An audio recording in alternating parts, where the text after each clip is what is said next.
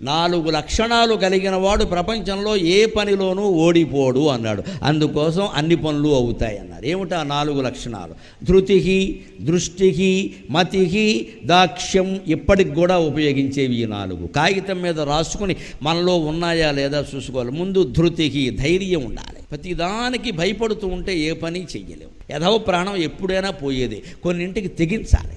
ఆ ధైర్యం లేనివాడు ఏ పని చేయాలి. అన్నింటికీ భయపడతాడు. అన్నింటికీ తోడు కావాలి. ఎవరో 4 ఉండాలి. ఎవరు ఉంటారమ్మా జీవితాంతం తోడు? అంటే మనమే ధైర్యం తెచ్చుకోవాలి. ధృతికి, దృష్టికి అంటే ముందు చూపు ఉండాలి. మతికి, మేధ అంటే తెలివితేటలు. పని చేస్తున్నామంటే తెలివి ఉండాలి. ఆ తెలివి లేకపోతే పని నాశనం అయిపోతుంది.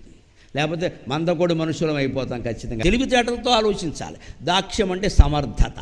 అసమర్థుడైన వాడు ఎప్పుడూ ఏ కార్యాన్ని సాధించలేడు. ధృతికి, దృష్టికి, మతికి, దాక్ష్యం ఈ 4 లక్షణాలు ఉంటే హనుమంతుల్లా మనం కూడా పనులు సాధిస్తాం.